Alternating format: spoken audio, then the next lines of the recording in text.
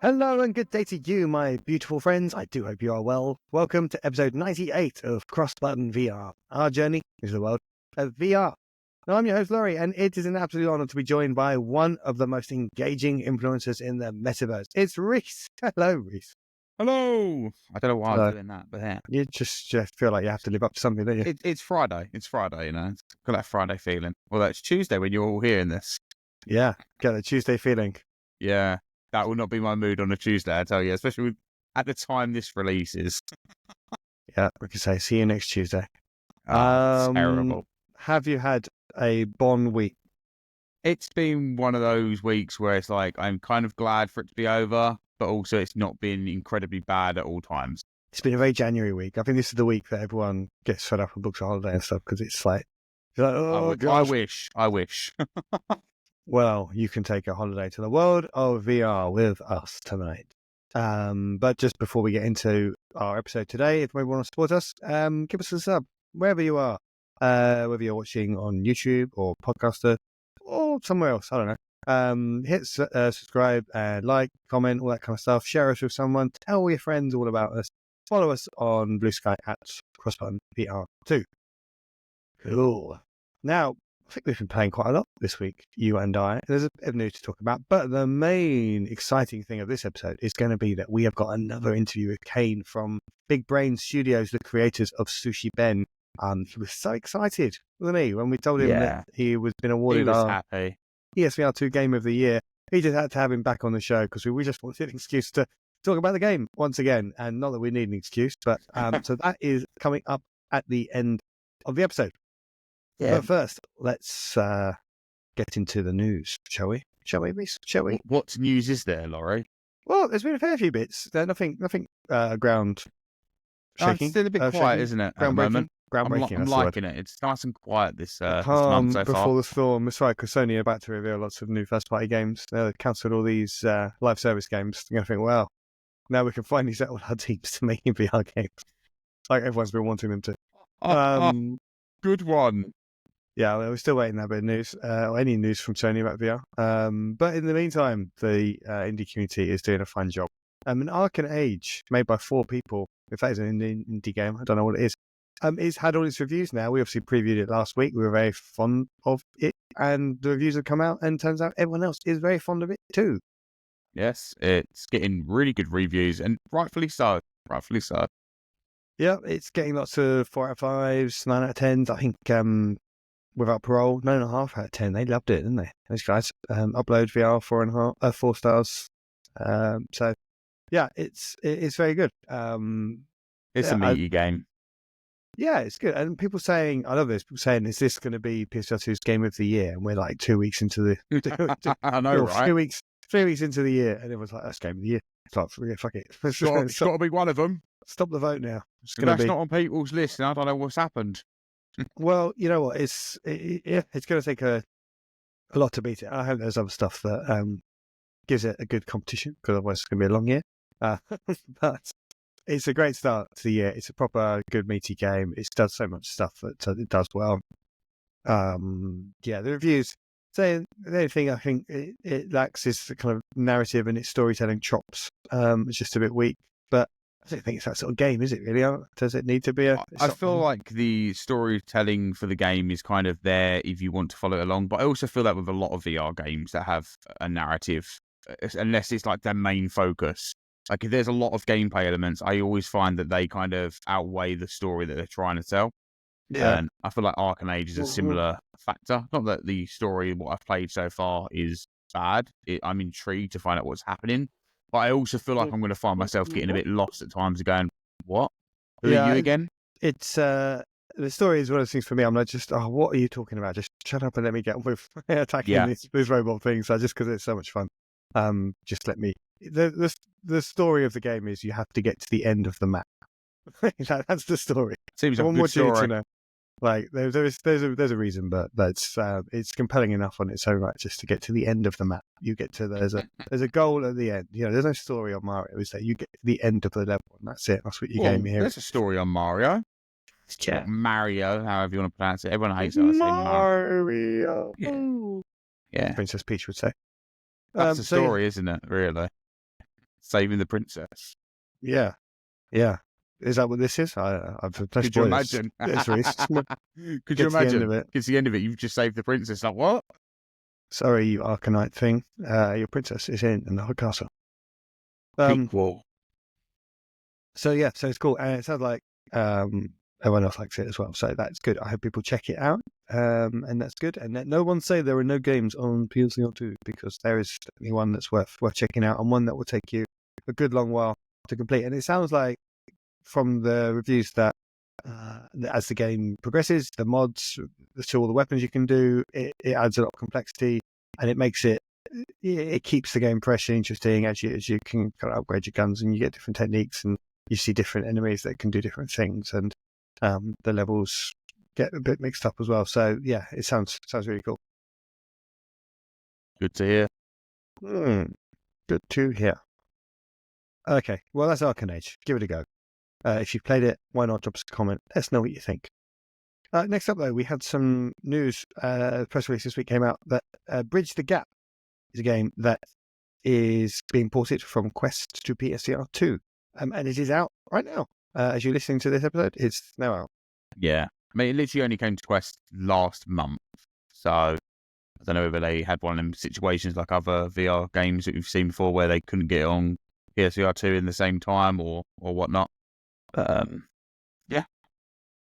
And I presume we're allowed to talk about this now, Reece, because it's out now. It's out now, so yeah. I didn't know if you want to talk about it now and come back to it later. No, we're talking about it now. Come on, we're here now. Okay. Yeah, right here, right now. You and I both played it. What do we think? What do we think? Well, I know what I think. What do you think? I really like it. Like it. I know when I looked at it, I knew it was going to be a simple game that wouldn't take too much to take out of you just to play. Like you haven't got to prep yourself mentally to play this. No, but you say that, but go on. Yeah, I was gonna get to that as well.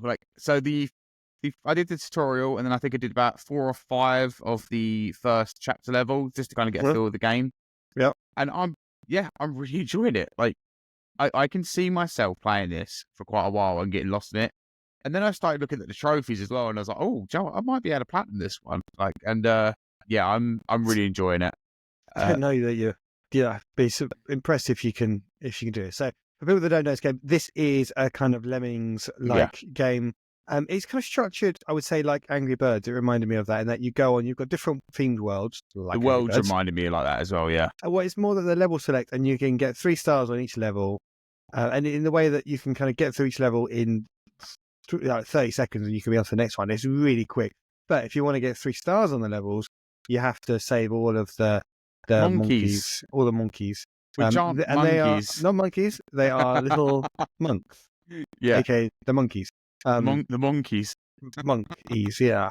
So it's one of those games you can breeze through it quite quickly if you're just happy getting 1 star on each level. Yeah. But if you want to get 3 stars, you have to save all of the people, and also there's a star and some coins in your level to collect at the same time as well. And God, it gets really hard really quickly if you try and do all those things. I know, because I was like, I want to get 3 stars before I move on to these levels, just to see. And I'm like, oh God, I was really trying that. So it's kind of like Lemons. You have these kind of floating platforms in the air, and you have in front of you blocks that you can place, either square blocks or triangular blocks that you can walk up. It's a bit like what's the one with the little toy soldiers? Tin Heart. Tin Hearts, yeah. So it's a bit like that, but it kind of in 2D flowing in space kind of thing. But you are directing these stream of monkeys that come out like the Tin Soldiers doing Tin Hearts, and you have to put the blocks in the way. It's much simpler than Tin Hearts. But definitely. You can also, I quite like, if you put your hand in, you can use your hand as a bridge as well. But then if you do that, it ties up one hand. So then you're like, oh shit, you're trying to got one hand left and you're trying to juggle all the things. And these monkeys keep coming out the portal, and they die very easily. So it's like, stop it, There is ways to grab them as well when they drop, things like that, and it's like you've got to be really quick and things like that. And it's I think if you move them too much, they die as well. And if you drop them, they die. If they fall to them too great a height, they die. It's like, you little delicate little fuckers you are. There was it was like one of the earlier levels, but it literally is when the portals got introduced, and I literally had to keep my hand in one place while moving that there, then get the star, then moving the other object, then put my hand in another place, moving it from platform to platform, and it really got my brain moving. And and again, sorry, go on. Yeah, I was gonna say it's just like literally like after each level, I was just smiling. It's another one of them games that's making me just feel pure enjoyment while I'm playing it. I know it's gonna get more frustrating as it goes on, of course. But at the moment, like it's just like from the get go, it's just pure enjoyment. And every time you finish a level and you got everything done, or you get 3 stars, and you're like, I'm really satisfied with myself. I helped all of them, maybe lost one. Yeah, it's the bar is pretty low for progression, but it's quite high Yeah. to master each level to 3-star each level. So it's great. It's kind of, you can play it how you want to be. If you're it's a good kids game, I would suggest as well, because you could just play it, and if you get 1 star, you move on to the next level. You don't really care about doing everything, then that's great. But if you want to do it properly and you think like actually nail each level, which is what you're going to need to do, I guess, to get the platinum trophy, for which I say that there's no chance of getting a platinum. It says 2 stars each level. Oh, really? Okay. So that's what made me go, oh, maybe I can. And then I think one of the trophies was get 150 stars. I'll have to go back and look. There's some other miscellaneous stuff. So I'm gonna try it, but I think I'll lose it along the way. But so cocky bastard here though. I'm thinking, okay, this is quite straightforward. I'm going to skip to World 5 because they're all open from the start. You can do the first level of each world, and the first level of World 5 was like dramatically more difficult, and I had no idea what was going on. I don't think they all died within seconds, and I was like, "Oh, fuck!" Oh, okay. How hard? I didn't look. And if you went through each level and progressively ramped up the complexity, you'd be fine. Because I just jumped straight to the end to see. Well, let's see how hard this. Come on, this is fine. It can't get that bad. This is clearly a genius. They did not reckon. I'm Laurie. I'm a genius. I can do this. Fuck these devs. Got to show them. Yeah, that's what I said. Yeah. So that's okay. It's £10 on PSN. Oh, it's not $10. So maybe it'll be less. Yeah, than, $8.99, $9.99. Yeah. Depending on how they do the conversion, it probably won't be $9.99, but that's a good price. I think that's fair. Like, yeah, I think it's a good. You can definitely have a good feel. It'll be a nice one. I think it's another one of these you can just dip into. You can play 4 or 5 of the stages and then jump into your main game that you're going to play that night. You could just jump into it for 5 minutes and tick off a few levels and then get back to it. Yeah. Good. I'd agree with that. I like it. It's yeah. I'm definitely gonna be playing more of that. I might actually jump into it tonight. When I come off this, yeah. I don't know. I just really enjoyed it. There's something really nice about it. We'll get one of the monkeys on the show and we'll interview them. Yeah, I'm trying. So yeah, that's I love it when it lists in the features on the PSN. Features of this game, one of them is sweet monkeys animations and your interactions with them. Yeah, okay. I pick them up when they die. So, I mean, it's not really that sweet. They are sweet monkeys. And there's more levels and settings coming soon, it says on the listing as well. So they are adding content to it over time as well. So, all right, let's move on. Another game this week was revealed as coming across from Quest to PSVR 2, and that is No More Rainbows. So we don't have a date for this yet. Presumably it's very soon. But this game is... I thought it released. Is there? What? I thought it was released. Like I've seen pictures of people owning it. Oh well, then that's pretty. Although one person said it's not out in their region, so I don't know if it's like a staggered release. But I have seen someone in their Discord who's playing it who said he picked it up today. But unless he got sent here, but again, I don't know.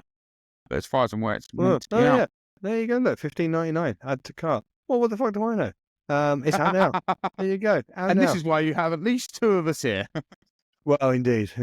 So, yeah, this is a VR platformer, and it's a platformer not in the sense of like Moss is a platformer or Max Mustard is a platformer. It's a first-person VR platformer.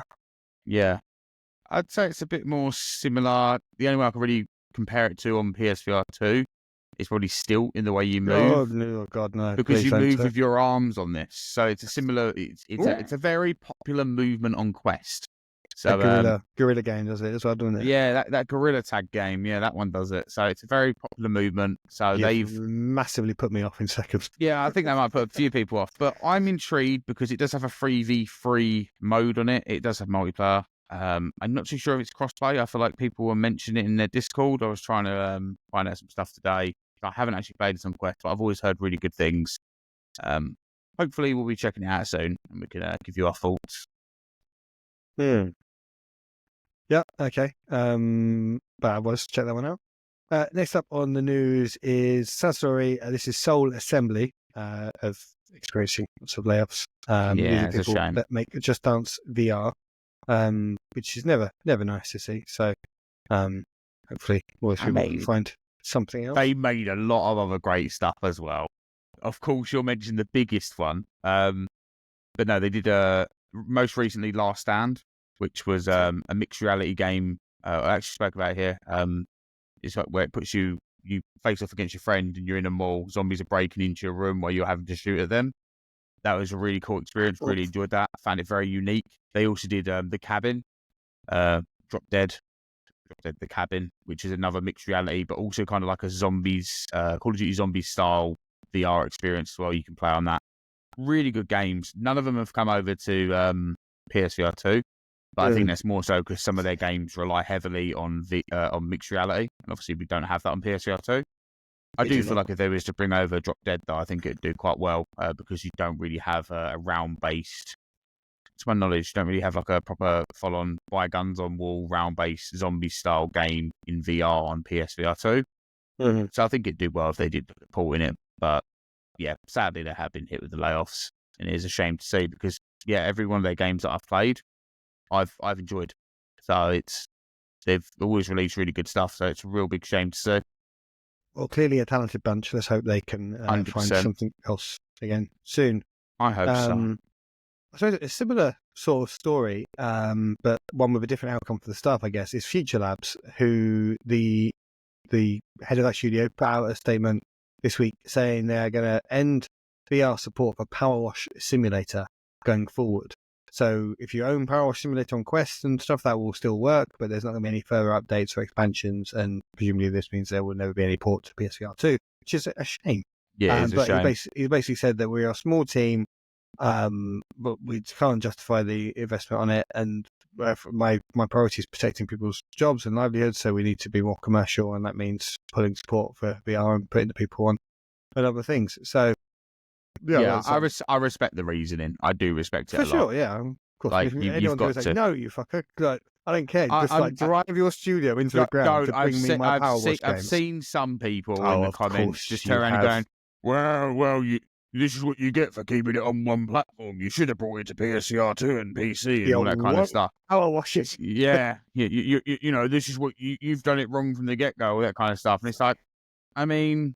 Yeah, let's see your VR game, mate. That's what I'd say. Yeah, we should have. So no, I've seen some people just kind of like using it as a jab of like, well, this is what happens when you don't put your games on other platforms, which yes, in some cases it is. I'd say, I feel like it done quite well on Quest from what I've seen, but obviously not well enough to what they're expecting. And obviously with the DLCs releasing all the time, you know, how many people can keep buying these DLCs? That's the thing. What I've played of Powerwash, I played it with Alex, and I really enjoyed it. Really had a good time with it. So it is a shame to see. But, well, it does mean that Quest has a nice exclusive there that you can't get that is true. Show. So unintentional perhaps, but good reason to pick up a Quest headset. Like many people have picked up a Quest headset, as it was the top-selling console on Amazon US in 2024. The Quest 3S, that is. That's quite impressive. That's quite impressive. Especially since it came out. Yeah, it's only had a few months. Big seller for Christmas. And linked news to this is that Batman Arkham Shadow players reached 1 million. Million players. So 1 million people have downloaded that game or bought that game or started that game. I think someone tracked the trophies, which you get. That's what they did. In the first few minutes, and there's 1 million people that have got that first initial trophy you get from starting the game, basically. And that number doubled over Christmas, which is really interesting that we can find out the number of players that game. You think a game that big? I don't know. I'm surprised and I'm not surprised because VR is a niche, but it feels like before Christmas, only 500,000 people. Like there must be a lot of Quest 3s and now 3Ss that are out there, and still only 1 million. It just shows you how I suppose it helps me understand that why Sony can't justify making these big budget like Horizon style games. It doesn't make sense. Batman does it? Arken Shadow on Quest, which is how many Quest 3s and 3Ss out there are, I don't know, but if Batman can still only reach 1 million people, and that's a packing game as well for probably half those people. it is a big amount of players as well, and I mean, I doubt many VR games reach that many Oh players. yeah, no, it's a big number for VR Yeah. for sure, but for a Batman Arkham game, it's still. Yeah, I guess my surprise it was only 500,000 before, and it's taken kind of all the Christmas sales and people getting the game as a pack-in over Christmas. It tells you probably there's about 500,000 quests sold over Christmas. Yeah. If that's how many. I mean, I'm shocked people. to see that because the last time I saw the numbers, I think it was either at 76,000 or maybe 150, something like that. So, and then I kind of stopped keeping track of it. But yeah, I mean, I'm good to see. I doubt there's anything else that comes anywhere close to Batman Arkham Shadows numbers, just by virtue of it being a pack-in. But it's great to see anyway that Quest 3S is selling big. I imagine a lot of people got one for Christmas. It's the sweet spot, and it was basically for sale in Black Friday in the US for like $225 because they included a $75 Meta Store voucher with the headset. So it's like, oh, come on, are you giving these things away now? They're trying to, aren't they? Crazy. I mean, $225. That's like just take less than it, 200 quid in proper money. Enjoy. So yeah. So it's good. And it's great that 3S, obviously, yeah, I know you're saying, why don't you just get free? Why don't you just get free? Well, why would you want 3S? You've got pancake legs, any pancakes, isn't it? I weighed out the pros and cons of both. I weighed out the pros and cons of both. You get whatever one you want to. But you said the 3 now is like best part 500 quid to buy the Quest 3. Now they don't. Now they've only got the fat storage ones. So the 3S is damn sight cheaper. Yeah, so it's a lot more affordable. You'll get enjoyment from whatever one you buy. It's a good couple hundred quid cheaper, which I think is. And it's worded like this. It's the difference between an impulse buy and a hardcore committed. No, okay. The one of the reasons I say to you to buy the Quest 3 is because you've played a PSVR 2. You already enjoy VR. Whereas if I was saying to somebody who's never played VR, who just wants to try for the first time, then it would be buy a Quest 3S, unless you really want to spend the extra money. Whereas you've got that experience, you know what you're going to like and things like that. So why not get it on the one that has a little bit of better visuals, better resolution and things like that? That's the reason. This is twice the price you for. Oh, it's fine. You've got the money, Laurie. I haven't. You were look at your frames behind you. It's fine, pros. Ruined me. Pros? You bought 2 of them? No. On better news, actually, Laurie got his disc drive. Yeah, I did actually. You know what? On what I've been playing, I can mention Resident Evil because I got back to that finally. Hey, and, man, it is a different level to our stuff. Again, you're like, I can see why they don't make many games like this for VR because this is such a the fidelity of it is insane. Like the resources that must have gone into making that port are mind-boggling. If Capcom keep doing VR ports of their games and pretty much making the native version exclusive to PSVR 2, or if there is a future PSVR in the future, that right there is a reason to own PSVR 2. Like just the fact that Capcom are making these native versions of their games in VR on there, that to me, that just makes the price worth it. I mean, I've always found the headset worth it to me, but that right there is like, if anybody else was looking at it going, that's a reason you should pick it up. Yeah. People will tell you GT7, but I'm saying Resi. Yeah, I know Ben does want his disc back at some point, and I'm like, I have to weigh out the fact that, am I ever going to get through this game? Because it is, there's like... It's not that long. To me, you say that. It's not like a VR game though, is it? It's a proper game length. It's like a flat game length. Like, Resident Evil 4, just in general, is not a very long game. Like, you can... But again, this is going to be your first time playing for it. You never played it on like the non-remake, have you? Okay, so but it's still might take you a little bit longer then. It feels long for me, and again, it goes back to my thing. Like I'm late at night. I just want to play a bit. You want to chill. Back to a video game. I want to chill. I want to chill with some monkeys. And then I jump into that, and then there's like some sort of crazy wolf dog that's like frothing at the mouth trying to kill me. And in VR, the fidelity is so good. I did the bit just earlier where you're going back into the village and then the tower explodes and crumbles down in front of you, and I'm like, Jesus Christ! Okay, so you are still quite early on. Yeah. Right, I want you to finish it because I want to hear your thoughts. Like, because it's your first time playing it. That's why I want to hear your thoughts more so than anything. Yeah, I just noticed your cat behind you. Yeah, well, she's the only one that doesn't run around. Special treat Yeah. there for YouTube watchers there. And if you're Yeah. now just an audio listener, you're missing out on the little background. But if you are watching on Spotify, if you do just click on the it loads up a video. You can watch the video on Spotify. Really cool. So what have you been playing, Reece? What have I been playing? I played Bridge the Gap. Yeah, other than Bridge the Gap, that's one of them. I jumped into some Breaches. I played some of it with Reece. Yeah. Well, it was on Wednesday night. Brett, the creator of the Armory R1, went to play some Breaches. So I said, okay, I'll jump in with you because he was wanting to do a stream with his showing off the stuff. I said, okay, I'll do a stream as well. So I streamed some Breaches while using the Armory R1, and just to kind of showcase it a little bit more, show people what it's like when you're actually playing it in real time as opposed to an edited video, which is still pretty much the same. It's just me taking a video of myself into a little clip.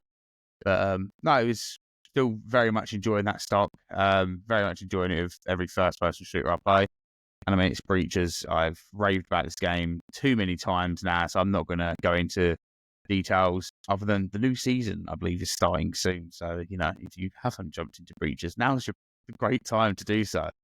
And it's crazy how populated this game still is. Like that, I know it's a Quest game, and you do rarely see PSVR 2 players on it. Like I rarely come across PSVR 2 players, but it's just so populated. It's great. I've played this one, right? This is the one that you got me doing. You're trying to. I think I played one. I think I really liked the tutorial of it, and then I tried playing it, an actual online game. But yeah, because it's PvP. People, yeah, and people were just shouting at me for like, "Come on, bro!" And I'm like, "What? I don't know where to go."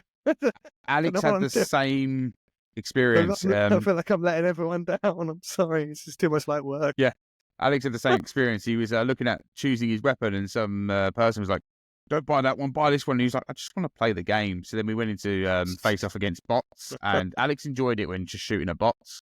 But I gotta admit, yeah, if you do play it, competitively or play the ranked mode, it can be quite stressful because you can get serious players. But it's good fun. It's yeah. I like to think most of our audience are more like you when it comes to how they play games and how they enjoy games, other than like me and Alex. And I think most people, they're like, "Yeah, fucking love Breaches. It's a great game, great community." And then it's like me and Alex, like, "Leave us alone." No, don't want to shoot things. Yeah, no. Yeah.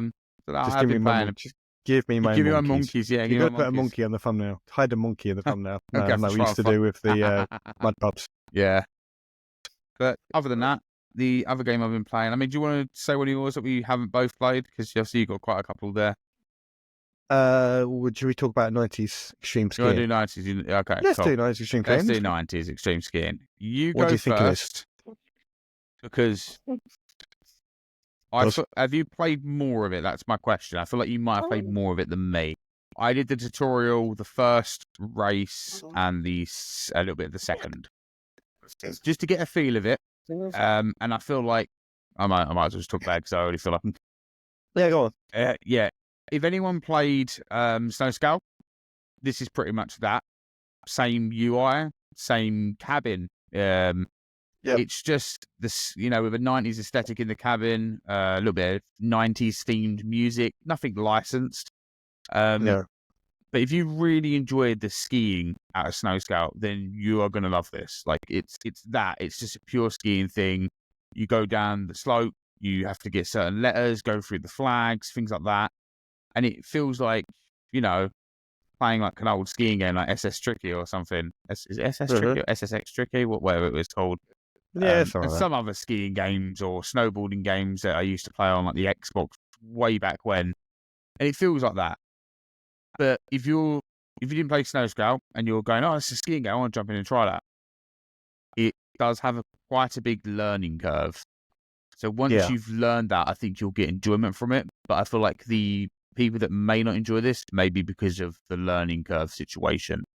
And so for my part, I always found skiing in Snow Scout quite hard. Difficult. I thought this is really cool, but this is really hard. And in Snow Scout, you don't actually need to ski down the courses. Like they're kind of optional. You can jump down them, and if you miss the gates, though, you fail. You have to go back to the top and try again.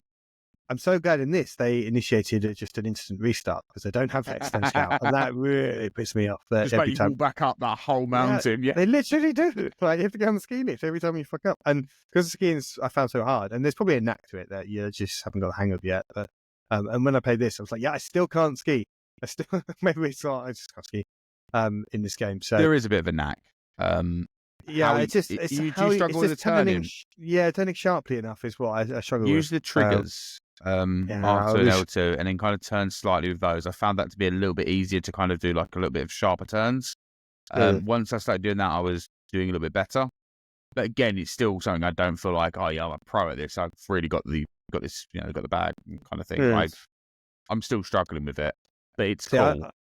I'm very much more team Snow Scout. I think it's great. This kind of studio is like, let's just make 2 games. Let's make 1 game for the kind of people like Laurie that just like the story stuff and the Firewatches and those sorts of games. That's Snow Scout. And then if you're not bothered about all that and you just want to ski, then we've made your 90s extreme skiing. I do. So my worry with this game is it's so 90s extreme, and it's a bit cheesy and a bit over the top. I found it. That's bogus. Yeah, and I don't know if that'll put people off, or maybe people will love it. But I found it a bit irritating, and it's a bit like I think they should. If it were me, like they could have released just extreme skiing, or just skiing, and then like VR skiing, and then they could have done like a 90s add-on to it, or like an expansion for it. Laurie, make the sequels. Well, I felt like they needed like a base game because you've got Snow Scout, which is very kind of. There's nothing extreme about that, it's just quite a serious game. And then there's this, which is kind of the really, really silly game.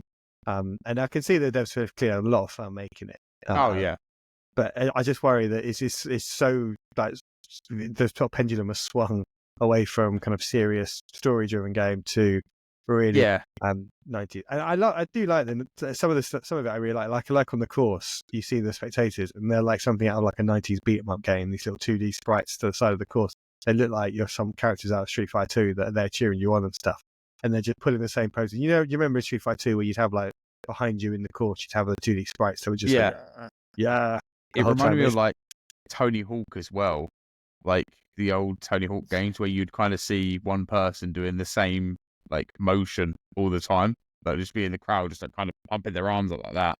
Yeah, there's things like that. Yeah, but I mean, if you like skiing and you're prepared to learn the technique on this, I think you'd really like it. Yeah, especially if you have a love or you love cheesy 90s. You say you did like the 90s theme. For me, I found it funny. It reminded me of like just how wacky Tony Hawk was back in the day with some of the things they used to say in that, like when you'd mess up. And it reminded me of that. And I'm enjoying it. I'm just not good at it. And I think that's one of the reasons why. And I think I definitely think that's going to be like I think the best way to put it is if you enjoyed the skiing in Snow Scout, you're going to love this. Yeah, for sure. If not, and you are interested in a skiing game, just be prepared for quite a heavy learning curve. But if you get that down and you really get good at that, I think you're going to have an absolute blast. So yeah, I think they do really good jobs on their games. I mean, Alex spoke really highly of Rainbow Reactor Fusion. I never got around to playing it. I mean, Snow Scout was one of his games of the year for Snow Scout was great as well. And this I feel like is just them kind of just maybe giving the people what they want, because there was a lot of praise for the skiing mechanic, and I think they're just kind of like, well, people clearly liked it. Let's just crack on with it. I might be wrong. Maybe they had this in the pipeline all along and we just never knew, but it just kind of worked out for them. But yeah, I don't know. It feels like not, because you can see this is very much Snow Scout, and they've just stripped away the UI and everything, the walking between courses, and it's just you just collect courses off a menu now, and you just jump straight into it. But pretty much. Yeah. Do you know when it's due to be released? And how much it's going to cost? You keep nothing on the PSN store. You keep talking a little bit for a second. Well, what can I say? Keep talking about their games, Turnamax and Scout, and I'll get you some details. Scout, mountains, snow, mountains and snow. No. I do like the cabin. I do like the cabin. I like looking around the cabin. There's lots of like 90s stuff all over the wall. And that made me smile. Right. One thing I will mention, for anyone who gets to pick it up, there will be a day one patch. So what we played may be a little bit different. There were some little bits and bobs that I noticed that were kind of a bit, not a major issue because they could be fixed, but they shouldn't be there in the first place. Like having to recenter absolutely every single time. I don't know if that was doing that for you. But yeah, that, there is a day one patch. So I'm assuming things like that is going to be fixed. Or maybe that's just me in my room space, because I have noticed with some games before that my room space has caused some odd things that I've had to raise. But if that one isn't raised. But here's some details on a technical side, okay? Because I know some people like this stuff. It runs at 90 FPS without reprojection, and the display native resolution offers controller and headset haptics. And for any of you trophy hunters out there, it does include a platinum, And the game is planned to be expanded in the future with additional free content. Now, Laurie, you asked the wonderful question of the price and when it will, or the price and when it's released. It will be released on the 23rd of January, and the price is $14.99, and that's in euros. So probably about £12. Which isn't too bad, again, for a game that's offering quite a lot. If you're into your skiing, I think you'd love it.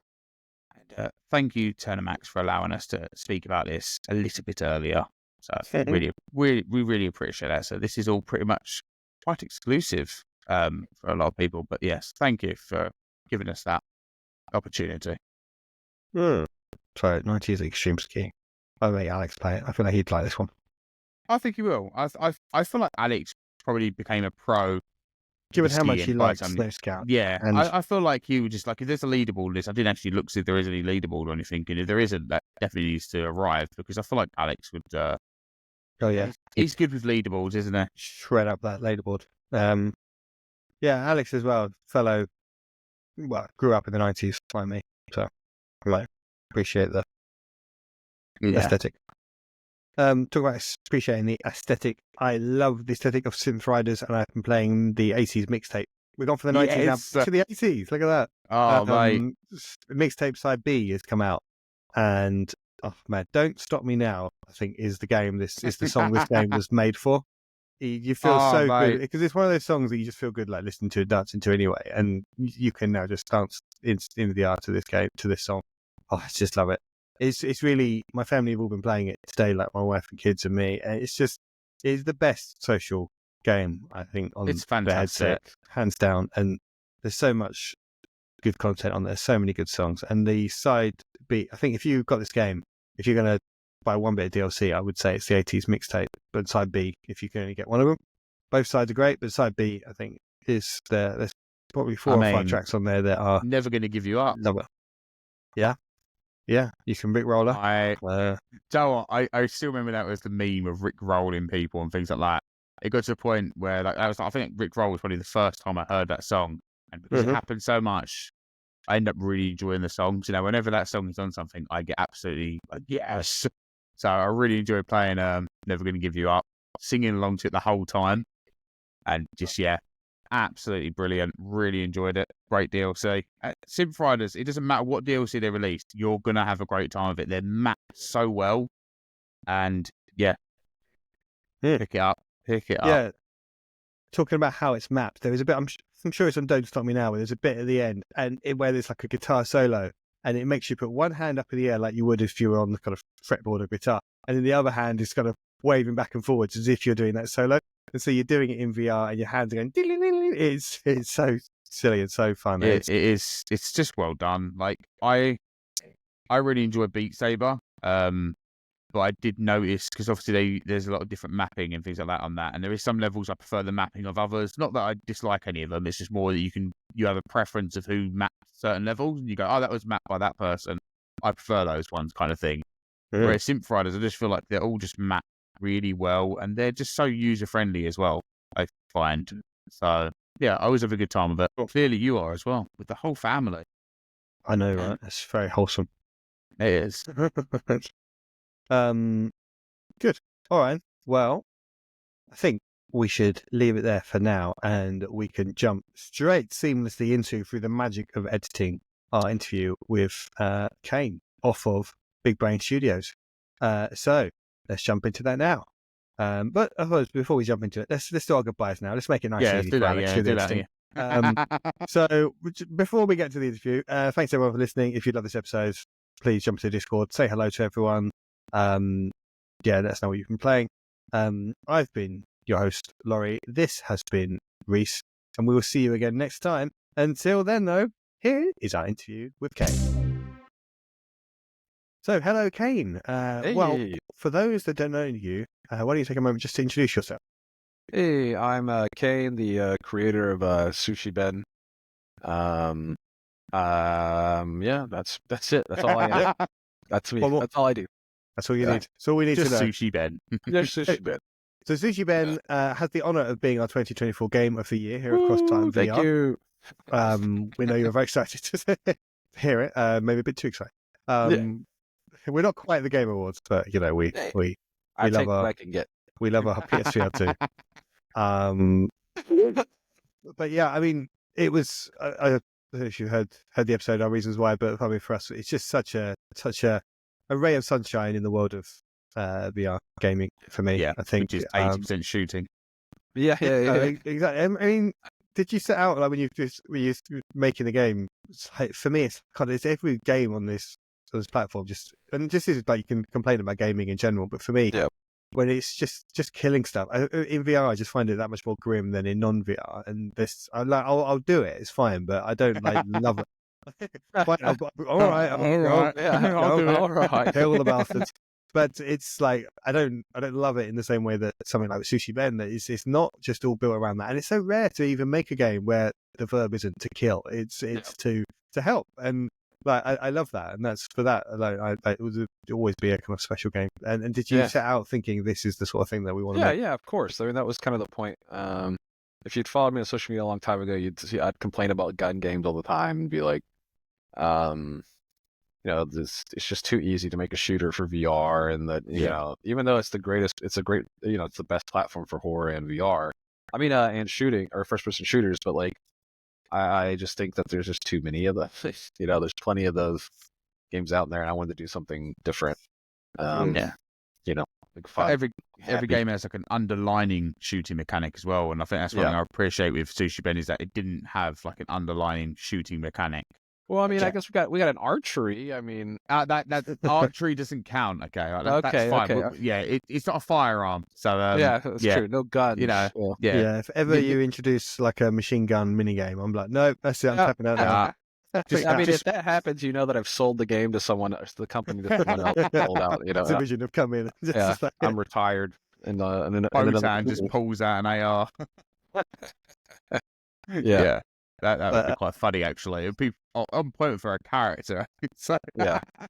Well, yeah. But I just remember the first time playing it, just like that setting, the town, and the way the kind of the weather changes throughout the day, and the sun sets throughout the day. It's just, I don't know, just the kind of the rhythms of the town, and the just you get to live in that place. And I've never been to Japan. I'd love to go to Japan, but it feels like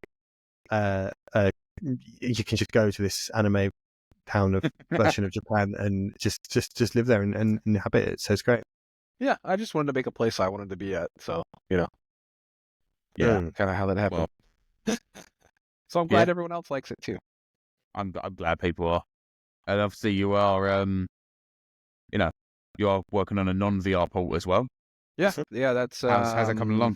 It's about like 80% done. We got it running on the Steam Deck the other night. So that was cool. Better be happy to hear that. Yeah.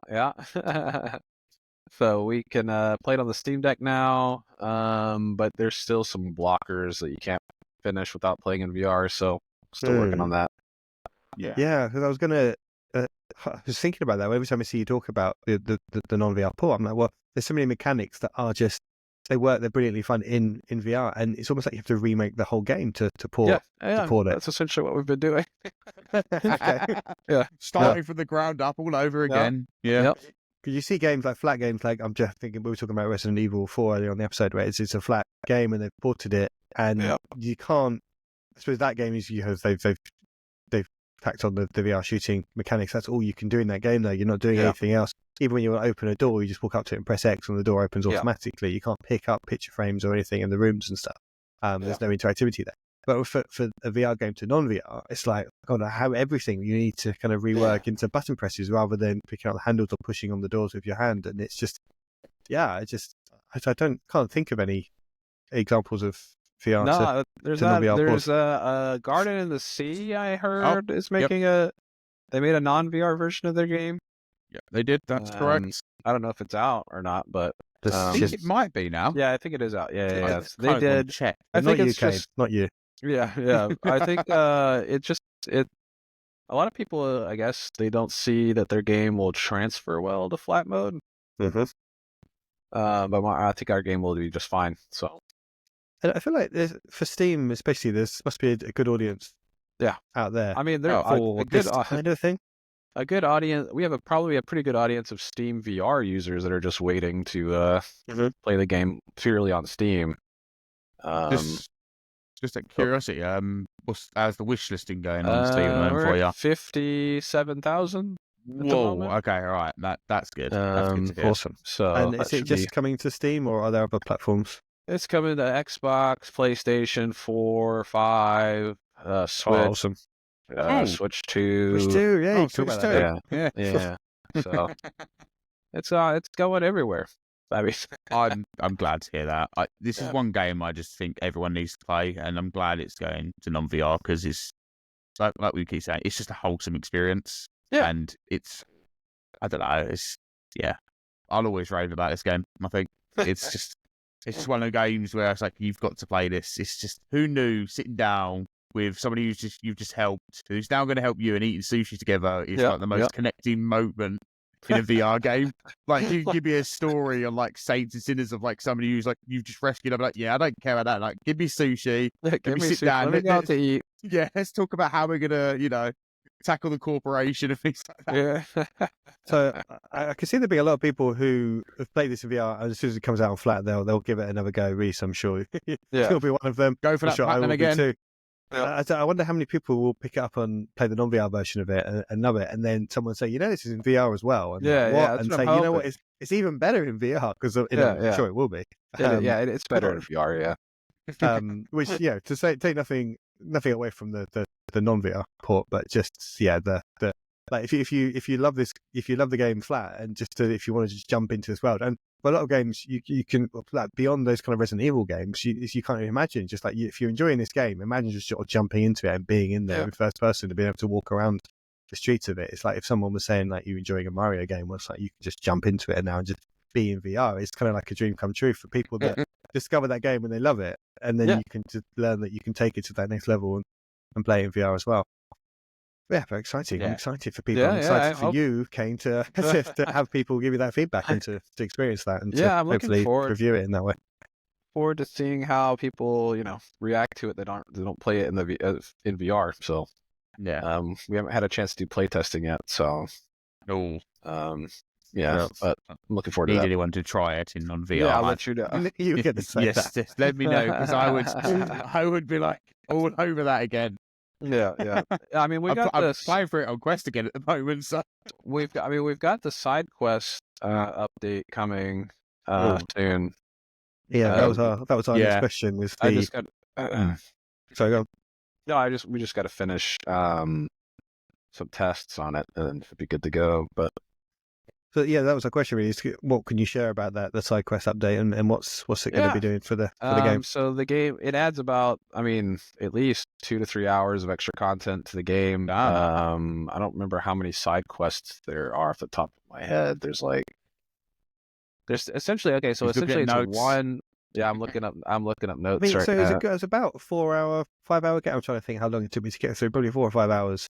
It depends on how fast you click through the dialogue. If you don't skip dialogue, it takes about 8 hours to beat the game. Oh, okay, maybe much longer then. Yeah. So I read the dialogue over than listening to the dialogue. There were some parts I listened to, and then I started reading parts of it as well. I started playing it like the same nights of doing the podcast. Like, I'd play it for like 30-40 minutes and then have to jump onto this. So have to. wanted to, but yeah, I had to be here. Yeah. So yeah, that was one way I was getting through it. But it's one of those games that when you start playing it, you don't want to turn it off as well, though, do you? So it's kind of like worst game to play before going to do something. I think so. I do want to hear about the new game updates, but just when you saying that, Reece, I think it'd be great for Steam and for Switch, those handheld, because it's almost like a portable game, because VR shares a lot of DNA with like portable game structures, and that you not necessarily want to sit there for like a 3-hour gaming session like you would on just on a normal game. But the game is structured so well where you can just go and help someone, and it might only take you 10 minutes to do that whole little loop. So I think that's what we said, though, isn't it? You constantly feel like you've achieved something when you play this game. Yeah, and I don't imagine people take their Steam Deck on the bus or the train, but the Switch and Switch 2 absolutely is going to be a perfect fit for that. And you've got a couple of stops on the tube, on the metro. You can just jump in and you can do a quest, and you feel like you've accomplished something. Yeah, usually 15 to 30 minutes play session is kind of what we were aiming for. So let people get something positive out of that. I hope you time it well, because I remember when the Switch came out and there was those initial games that launched on it, people were buying and picking up things that they may not normally have tried just because it was a new platform. So hopefully you can be there on the Switch 2 as close as possible to launch. But sorry, you were saying new features, 2 to 3 hours of new content. Yeah, so 2 to 3 hours of new content. There's I don't have an exact quest count number here, but there's probably 15 new quests that are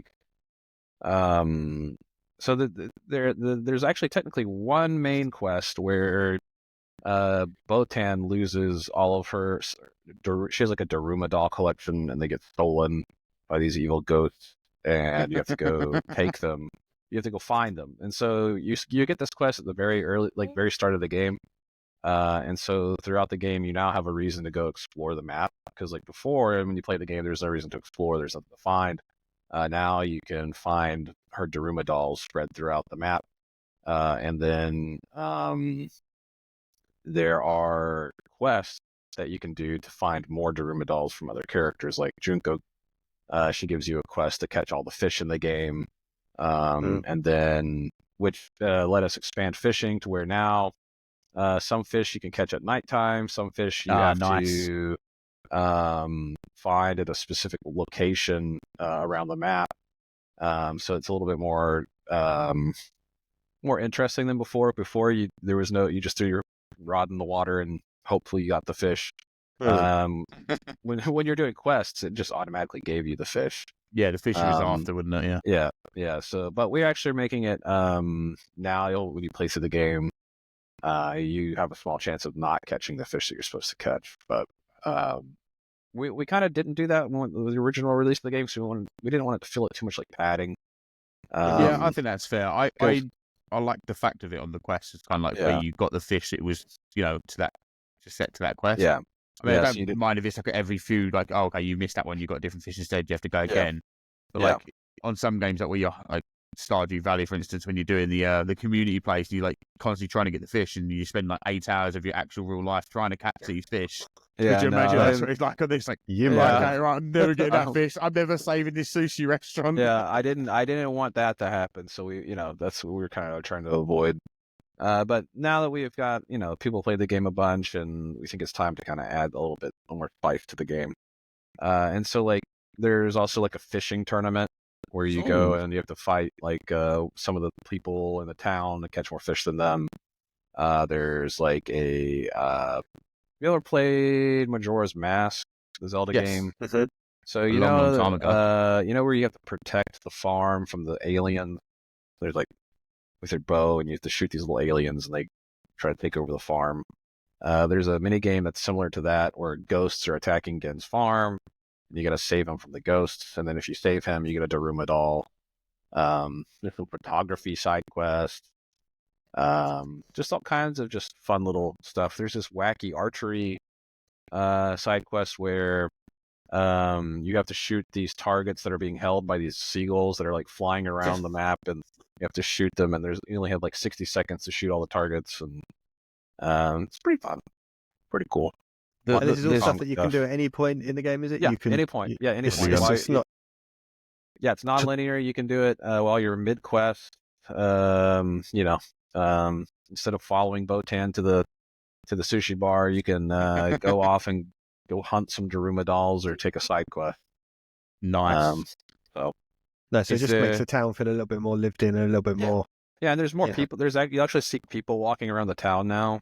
Oh, okay, nice. cool. So that'll be So another it thing. literally is Cool. more lived in. Yeah, Yeah. it literally is more lived in. feels better in that sense. Yeah. more cats, more cats. Yeah, no, less cat. The same amount of cat. What? Actually, yes, there's technically one extra cat in the level that you have to take a picture of for a Nice. quest.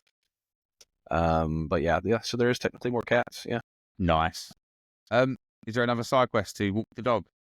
No. I wanted to add one. Like, I have a huge list of side quests that. And Reece You is know, that into it, yeah, apparently. Reece Just the one thing that I wanted Yeah, to do the one again. thing. And I just wanted to walk that dog again. Like, I don't know why. It was just such a nice little. Yeah. Just walking this dog around the whole town. It was There great. is in the post game, after you beat the game, you can go walk the dog whenever you want, and it'll take there's like 3 random paths that it can choose between. I did not know that. Did not know that. No. Yeah. So that's okay. in All there. right. That's good to know. So I'm that's going a to thing you have to could do do. that again. Yeah. Instead of walking my own dog, I'm going to walk this virtual reality dog. Watch the virtual Yeah. dog. Yeah. It Yeah, you seems need to to appreciate me more. Yeah. you need to make sure that's listed in the kind of in the blurb for the game. Just mention there are cats and dogs in it that you can interact with. I think that will sell a lot of copies because people just they know there's a dog they can pet, and not even pet. They get a big dog they can take out for a walk. Yeah, Amazing. take it out for a walk. That's new, right? It's so wholesome. It's just all of this stuff is so wholesome.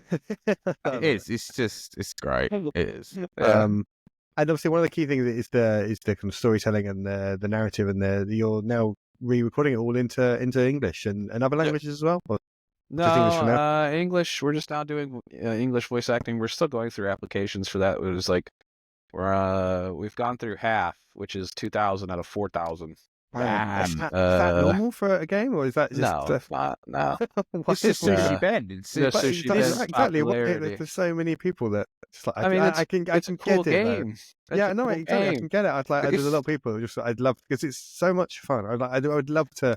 I'm not a voice actor, but if I was a voice actor, I could absolutely see why people would love to be part of this game and to have their because they can really act, right? They can really go for it. There's no holding back, and there's no understated, performances here. They can really turn it up to 11 and just really overact. Get that passion behind the characters, and obviously where it is anime, you kind of want that, over the top, charismatic characters.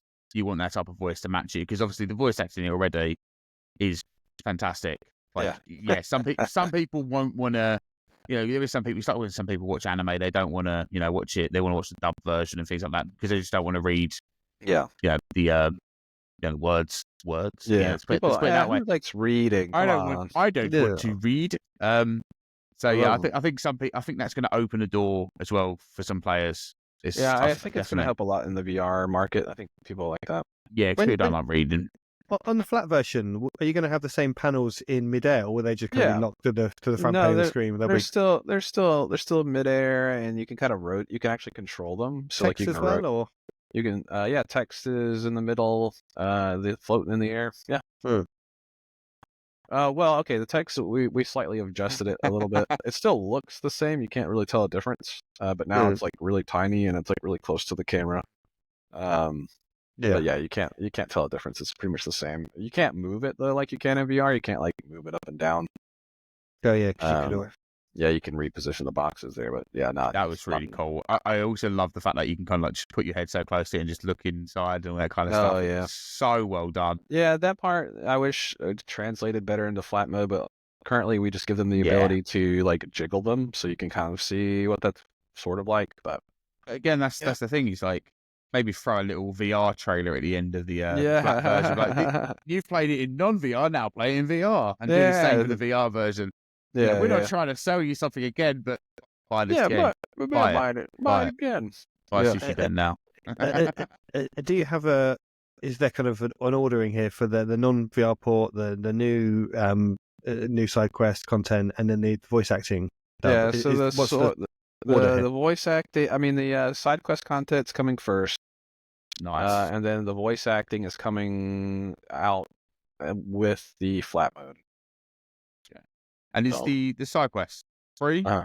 Free, yeah, free. Free. Too I don't need- generous. Too Yeah. generous. Yeah, you can just imagine you must be a very busy man, Kane. Let me Yeah. just throw you like £10 for the. You're giving us 3 to 4 hours more content, yeah? Yeah. Like, yeah, I just think it's on every platform, Reece, and I'm sure he'll be happy. I know, but Yeah. I'll just buy the plushie then. Here's buy the plushie. Yeah, buy Yeah, the buy- merch. buy the you're plushie. making Let's buy physical the merch as well. I mean, that'll make a lot. Yeah. Is there going to be a physical edition? Oh, nah. Oh No. Nah. That's can't have it that's money. framed. That's just too much money. You know? No. I got bills to pay. Okay, you create some cover art just so I can print it off and put it on a wall. Yeah, there you go. Yeah, just make create a a fake one. Sorted. Create a Yeah, fake one. we'll do Hey, I'm that. sure someone will do that for us. Yeah. Or any of our audience that wants to make some fake cover art for this game, Yeah. please go ahead and just for Reece. Hey, if you want Yeah. to print it and put it on a disc as well, go ahead, you know? Yeah. So, I mean, given everything you've got going on with this game, I was going to ask the sort of next steps for the series if you got Sushi Ben 2 in mind, but you're probably that's just must be so far away still in terms of what's on your we horizon. we know what's supposed to what we want to do next. We have a lot of content that's already planned and set up and stuff, but like we don't know if we're gonna be able to afford a sequel or not. Yeah. You know? Because we actually had Um, somebody comment that who finished the game as well, and they was like, "Oh, I really hope they expand on the story because Yeah. you know, got to the Yeah, end. we and just I want more." yeah. And the I was cliffhanger. like, the last time we spoke to Kane, I'm pretty sure he said, "Yeah, it's something you wanted to do." yeah, and we want to do it. We got stuff planned for it. It's just whether we'll be able to afford to do funded, it or isn't not. it? Yeah, it's sadly that is the case. Yeah, So, I mean, it's making a game ain't cheap. nope, Yeah. certainly And- not. And then making a huge load of side content for it as well, from giving it away Yeah. for free. Yeah, yeah. But- Hence my point. Like, yeah. I No, guess well, I'm hoping the flat. I hope it really lands and finds an audience. I hope people get it in the same way that we certainly do. I hope it really lands and finds a huge success and goes on to fund and bankroll a sequel. Yeah, that's for what you, I'm looking 'cause for. I'll be gutted if we don't find out what happens next after Yeah. that ending. No spoilers. yeah, what an ending. Yeah, I definitely I would feel bad. I was cocky when I made that ending because I was like, yeah, I'm sure we'll get enough sequence, so it'll I be mean, fine. promise me that if Very you bold. don't. Yeah, Promise me if you don't, you do the thing like where you release a graphic novel for it. yeah, well, Just yeah, do- we'll do like a just make graphic. all the We'll do, panels. yeah, Just make all the yeah. panels and tell me the story. Yeah, I Yeah. just want to know what happens next. Like, there's that. I've not played. Like, I've played a lot of story games in VR, but none of them have made me go, I want to know what's happening. Want next now. more. I want to expand on this story. Like, Yeah. you know, there's so many big story nowadays. Like Metro Awakening, the story was fantastic and that, but obviously I know that was a prequel. But I got to the end of it, and I'm kind of like, yeah, I don't need to expand on that story. That story is done there. Whereas I've got the end of Sushi Ben. I'm like, I need the next part. Like, I needed it yesterday. I don't need Yeah. it now. It needs to already be here. It's already made. It's because the town, it's like, Kane? I'm it's sorry.